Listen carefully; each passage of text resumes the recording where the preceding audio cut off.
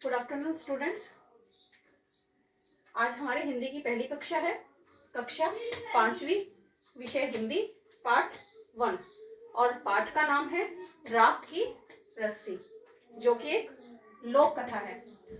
पाठ के बारे में जानने से पहले हमें इस शब्द के बारे में जान लेना है कि लोक कथा का मतलब क्या होता है।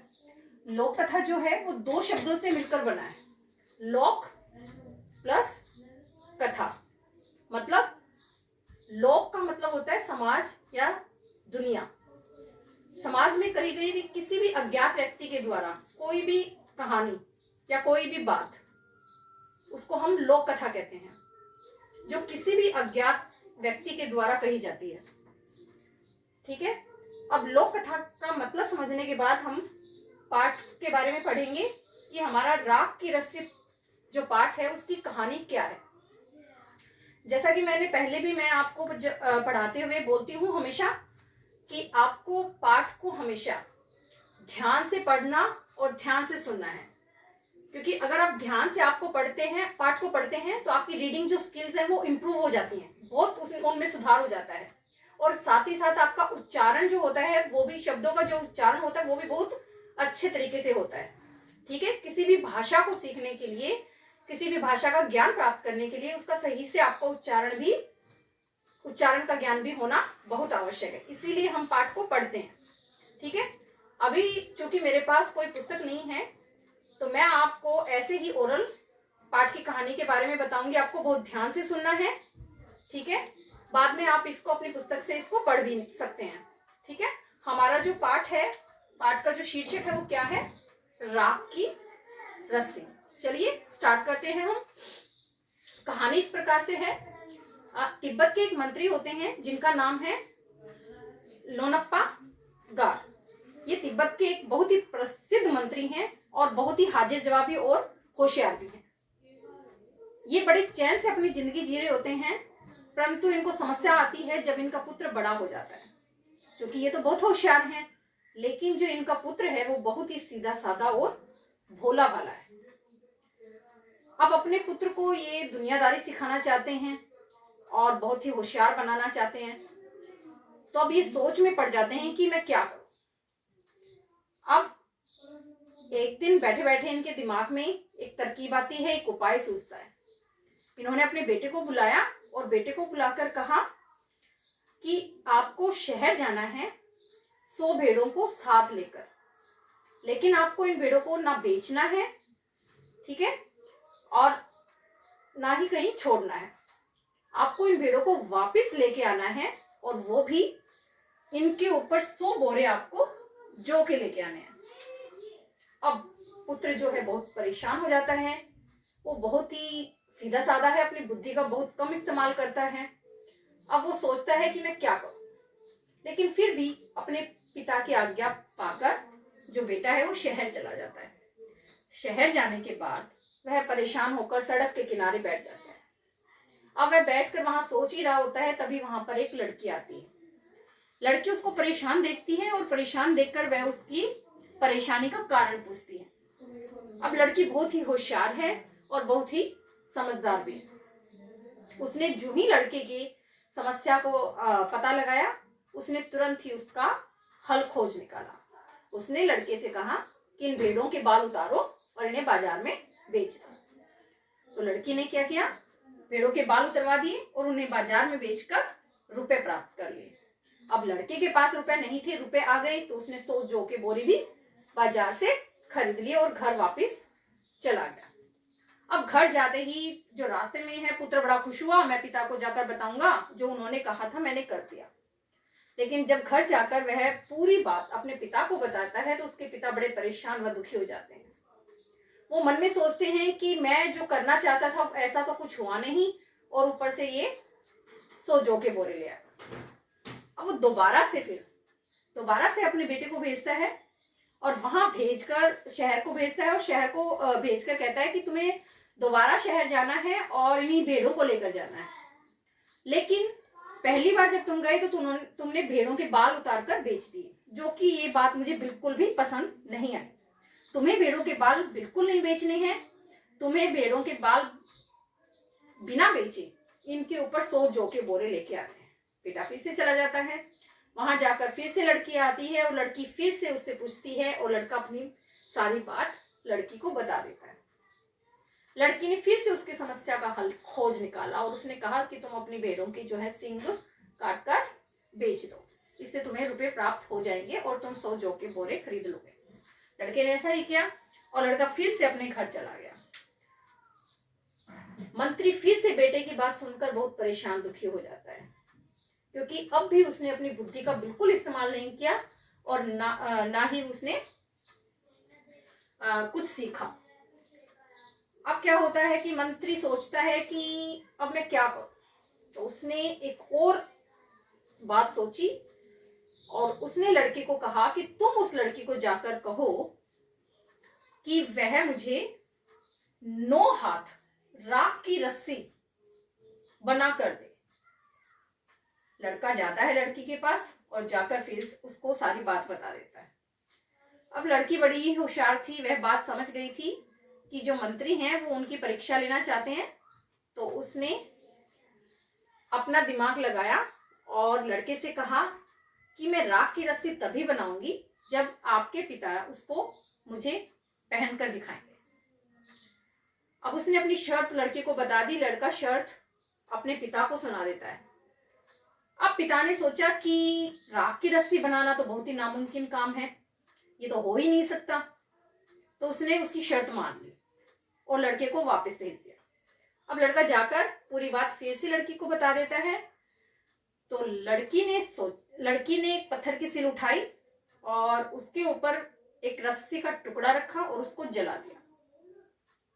अब जलाने के बाद क्या हुआ, जलाने के बाद उसकी राख ऐसे ही वहां पत्थर के ऊपर रह गई और उसके ऊपर रस्सी के निशान बने हुए थे। लड़की ने क्या किया, उस पत्थर की सिल को उठाया और मंत्री के पास ले गई और उसे कहा कि आप मुझे अभी से पहन कर दिखाएं। अब मंत्री की तो सारी चतुराई धरी की धरी रह गई उसके सामने, उसकी समझदारी के सामने, और वह मन ही मन बहुत खुश हुआ और उसने लड़की को कहा कि तुमने बहुत ही समझदारी का और चतुराई का काम किया है। अब मंत्री ने अपने जो मूर्ख बेटा था, जो अपना सीधा साधा बेटा था, उसकी शादी जो है उस लड़की से करा दी। ये थी आपकी पाठ की कहानी जो मैंने आपको अभी बताई। मुझे उम्मीद है कि आपको समझ आ गई होगी और याद भी हो गई होगी। तो बच्चों, जो पाठ हमने अभी पढ़ा उससे आपने क्या सीखा, क्योंकि कोई ना कोई कहानी जो होती है हमें सीख अवश्य दे के जाती है। तो इस पाठ का जो मोरल था, जो शिक्षा थी, वो ये थी कि लड़की ने एक अपनी छोटी से छोटी हर समस्या का अपनी बुद्धि और विवेक के साथ, समझदारी के साथ अपनी हर समस्या का हल निकाला। वहीं लड़का जो था उसने अपनी बुद्धि का इस्तेमाल बिल्कुल नहीं किया, तो उसे अपनी किसी भी समस्या का हल नहीं मिला और वो दुखी ही हुआ। तो मोरल ये है, शिक्षा ये है यहाँ पर कि हमें अपनी हर समस्या, छोटी से छोटी हो चाहे समस्या, उसका अपनी बुद्धि का इस्तेमाल करना चाहिए, बुद्धि का प्रयोग करना चाहिए, ताकि हम अपने जीवन की छोटी या बड़ी हर कठिनाई का मुकाबला जो है बड़ी ही आसानी से कर सकें। ठीक है, अब हमने पाठ पढ़ा। अब पाठ को पढ़ने के बाद हमारे सामने कुछ नए शब्द भी आए हैं, कुछ पुराने शब्द भी जो आपने पिछली कक्षा में पढ़े हैं। तो जो कुछ मुश्किल शब्द मुझे लगे पाठ में, यहाँ पर मैंने लिखे हुए हैं, तो अभी हम इनके अर्थ लिखेंगे। आपको क्या करना है, आपको इन शब्दार्थों को अपनी नोटबुक में भी लिखना है और बाद में इन्हें लर्न भी करना है। ठीक है, तो अभी हम शुरू करते हैं शब्दार्थ। जो हमारा पहला शब्दार्थ है, फर्स्ट है हाजिर जवाबी। ठीक है, ये पाठ में ये शब्द आया था हाजिर जवाबी। ये जो हाजिर जवाबी शब्द था, ये किसके लिए आया था? लोनप्पो गार के लिए, कि वो बहुत हाजिर जवाबी व्यक्ति थे। तो हाजिर जवाबी का मतलब होता है जवाब देने में कुशल या निपुण। किसी भी प्रश्न का उत्तर जो बहुत सटीकता से और जल्दी से दे देता है, उसको कहते हैं हाजिर जवाबी। हाजिर जवाबी का एक एग्जांपल हमारे पास और भी है, बीरबल। सबने बीरबल के बारे में सुना हुआ है। बीरबल भी बहुत हाजिर जवाबी व्यक्ति थे। ठीक है, दूसरा है हमारा चैन। चैन ये शब्द आपने अपने घर पे भी सुना होता है। इसको हम वाक्य में प्रयोग करें तो वह आराम से सो रहा है, मतलब अर्थ क्या निकला? चैन मतलब आराम। ठीक है, चैन का मतलब क्या होता है? आराम। नेक्स्ट है हाल। जब हम किसी व्यक्ति से मिलते हैं तो हम उससे पूछते हैं कि आपका क्या हाल है। ठीक है, तो ये वही वाला हाल है। हाल का मतलब होता है स्थिति, अपने बारे में बताना कि आपकी स्थिति क्या है।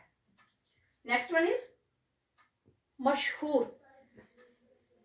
हमारे देश में बहुत से व्यक्ति मशहूर होते हैं, अभिनेता होते हैं, नरेंद्र मोदी है जैसे, और भी है, सचिन तेंदुलकर है, खिलाड़ी हैं जो, ऐसे बहुत सारे व्यक्ति मशहूर होते हैं। मशहूर का मतलब होता है प्रसिद्ध।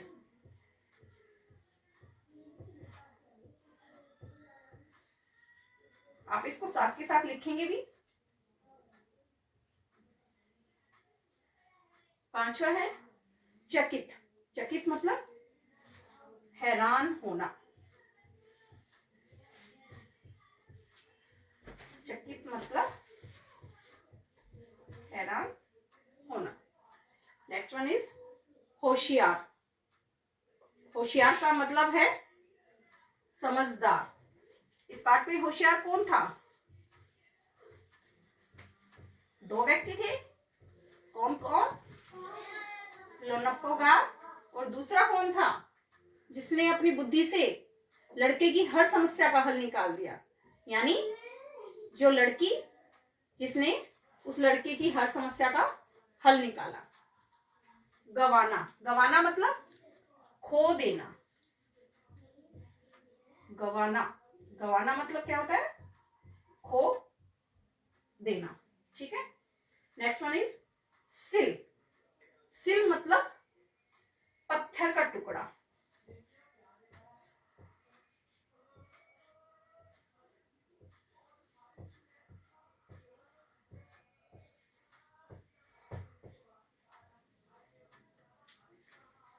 उपाय। उपाय मतलब तरकीब। जब हमारे सामने कोई समस्या आ जाती है तो हम उसके लिए कुछ समाधान खोजने शुरू कर देते हैं, जिसको हम कहते हैं तरकीब या समाधान, तरीका। ठीक है, आप कुछ भी लिख सकते हैं इसमें जो मैंने बताए हैं। समाधान भी लिख सकते हैं, उपाय, तरकीब भी लिख सकते हैं, तरीका भी लिख सकते हैं। आप बीती। आप बीती का मतलब होता है हमारे साथ जीवन में बहुत सारी घटनाएं घटी जाती हैं। ठीक है, तो अपने साथ कोई घटी हुई कोई भी घटना जिसको हम आप बीती कहते हैं। अपने साथ क्या लिखेंगे हम? अपने साथ घटी